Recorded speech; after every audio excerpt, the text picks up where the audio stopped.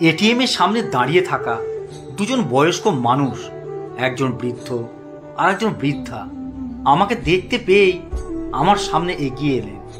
দেখেই মনে হলো ওনারা স্বামী স্ত্রী। আমিও টাকা তোলার জন্যই এটিএমে গিয়েছি। আমি যাওয়ার আগে থেকে ওনারা দাঁড়িয়েছিলেন।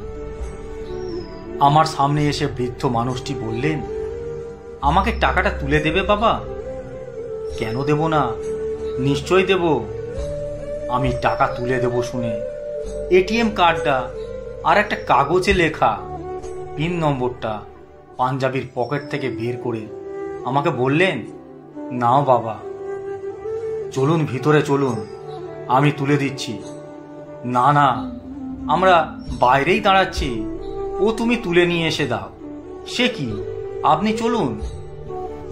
আপনার টাকা আপনি যাবেন না, সেটা হয় নাকি? কেন হয় না বাবা, সব হয়। ও কিছু অসুবিধা নেই, সে বিশ্বাস তোমার ওপর আছেই। ওই ঠান্ডা ঘরে ঢুকলে আমাদের ভয় হয়। তুমি যাও, আমরা বাইরে দাঁড়িয়ে আছি। কি করব ঠিক বুঝে উঠতে পারছিলাম না। এতটা বিশ্বাস করে আমার হাতে এটিএম কার্ডের পিন নম্বরটা দিয়ে দিল। এমন সরল সাদাসিধে মানুষ কেউ আছে নাকি? তা আমি বললাম, কত টাকা তুলব? 2000 টাকা বাবা। যথারীতি 2000 টাকা তুলে নিয়ে এসে হাতে দিয়ে বললাম, এভাবে সবাইকে বিশ্বাস করবেন না, দিনকাল তো ভালো নয়। কে কখন আপনাকে ঠকিয়ে দেবে আপনি বুঝতেই পারবেন না। টাকা তুলে নিলেও আপনি টের পাবেন না। আমার কথা শুনে বৃদ্ধ মানুষটি হেসে বললেন, বাবা, আমরা লেখাপড়া জানি না, আমাদের এই বিশ্বাসটুকুই সম্বল। এই বিশ্বাস নিয়েই বেঁচে আছি। ভগবানকে যেমন বিশ্বাস করি, তেমনি তোমাদের মতন মানুষদেরও বিশ্বাস করি। যদি লেখাপড়া জানতাম তাহলে কি আর এইভাবে টাকা তুলে দিতে বলতাম? নিজেরাই তো তুলে নিতে পারতাম। আমাদের মতো গরিব মানুষকে কেউ ঠকাতে পারবে না। মানুষকে মানুষ কখনো ঠকাতে পারে না। যারা ঠকায় তারা অমানুষ। আর যদি কেউ টাকাটা নিয়েও নেয় তাহলে বুঝবো আমার থেকেও সে গরিব। এই কথাগুলো শুনে বেশ ভালো লাগছিল। তা আরো একটু কথা বলার ইচ্ছে হলো। নিজে থেকে জিজ্ঞাসা করলাম, তা এই বয়সে আপনারা এটিএমে এসেছেন?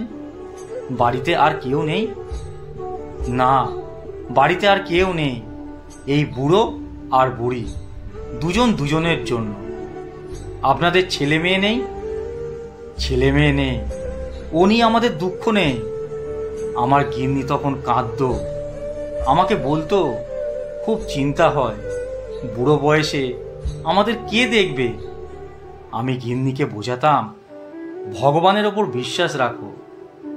ভগবান যখন জীবন দিয়ে পাঠিয়েছেন তখন তার জন্য ঠিক ব্যবস্থাও করে রেখেছেন, শুধু বিশ্বাস করতে হবে। আমি তো লিখতে পড়তেই জানি না, আমার গিন্নি তবু নামটা লিখতে পারে। এই বয়সে এসে দুজন দুজনকেই দেখি, যেখানে যায় একসঙ্গে বেরোয়।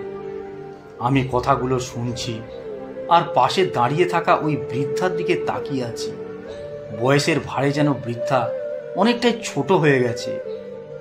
ওনার বয়স 70-72 তো হবেই। রোগাটে চেহারা, মাথা ভর্তি সিঁদুর। সে তুলনায় বৃদ্ধকে বয়সের তুলনায় একটু স্ট্রং বলেই মনে হলো। মনের জোরটা যে বেশি সেটা দেখলেই বোঝা যায়। এই বয়সে এসে ওনাদের ভালোবাসার ঘাটতি নেই। কতটা ভালোবাসা থাকলে এভাবে বলা যায়। কিন্তু মনের মধ্যে একটা প্রশ্ন রয়েই যাচ্ছিল, গরিব মানুষ অথচ লেখাপড়া জানে না, এই এটিএম কার্ড, তার মানে ব্যাংক অ্যাকাউন্ট তো আছেই। ভাবি একবার জিজ্ঞাসা করি। দেখি হঠাৎ করেই ওই বৃদ্ধের পকেটে থাকা মোবাইলের রিং হচ্ছে। রিং শুনে পাশে দাঁড়িয়ে থাকা বৃদ্ধা বলে উঠলেন, ওই বুঝি বাবু ফোন করেছে, ফোনটা ধরো। দেখলাম বৃদ্ধ পকেট থেকে কিপ্যাড দেওয়া মোবাইলটা বের করে ফোনটা লাউড করে দিয়ে বৃদ্ধার মুখের সামনে ধরিয়ে বললেন, হ্যালো, বলো। ফোনের ও প্রান্ত থেকে ভেসে এলো একটি ছেলের গলা। টাকা তুলেছ তো? হ্যাঁ বাবা। ঠিক আছে, বাড়িতে যাও, তারপর আমি ফোন করছি। যাবার সময় ওষুধটা মনে করে নিও। ঠিক আছে, সাবধানে যাও, বলেই ফোনটা কেটে দিল। তারপর ফোনটা পকেটে রেখেই বৃদ্ধ হাসি মুখে বলে উঠলেন, এটিএম থেকে টাকা তুললেই বাবুর কাছে খবর চলে যায়। তারপর ফোন করে জিজ্ঞাসা করে টাকা পেয়েছি কি না। আমি বুঝতে না পেরে জিজ্ঞাসা করলাম, বাবুর কাছে খবর চলে যায় মানে? কার কাছে খবর যায়? এই যে একটু আগেই ফোন করলো, শুনতে পেলে? ওই এখন আমাদের কাছে ভগবান। প্রতি মাসে তো ওই টাকা পাঠায়। ব্যাংকে একটা বই করে দিয়েছে। বছর 10 আগে একটা ব্যাগ আমি কুড়িয়ে পাই। ওই ব্যাগের মধ্যে অনেক দরকারি কাগজ আর 20,000 টাকা ছিল। আমি ব্যাগটা পাওয়ার পর থানায় জমা দিই। পরের দিন যার ব্যাগ, সেই ছেলেটি থানায় এসে ব্যাগটা নিয়ে যায় আর আমাদের সাথে যোগাযোগ করে। ওটা ফিরে না পেলে ওর চাকরিটা নাকি আটকে যেত। ও বলেছিল, টাকাটা বড় কথা নয়, দরকারি কাগজগুলো না পেলে কি যে হতো, অনেক বড় উপকার করলে। তারপর আমাদের এই অবস্থা দেখে ছেলেটি নিজেই বলেছিল, তোমরাও আমার আর এক বাবা মা, আমি তোমাদের পাশে আছি। চাকরি পাওয়ার পর থেকে প্রতি মাসে টাকা পাঠায়। মাঝে মাঝে নিজের গাড়ি করে আসে, দেখা করে যায়।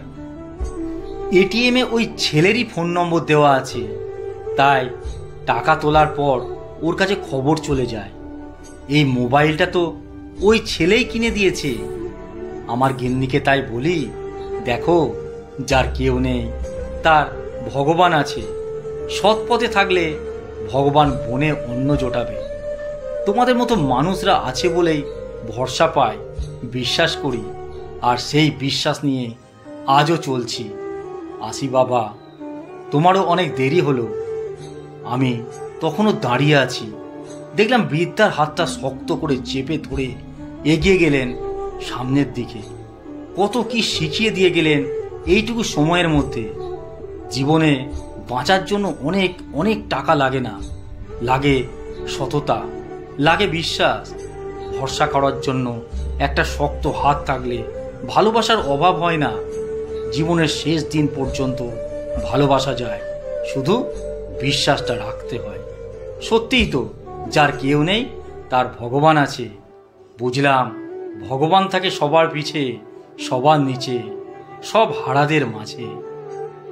কলমে সরজিৎ ঘোষ।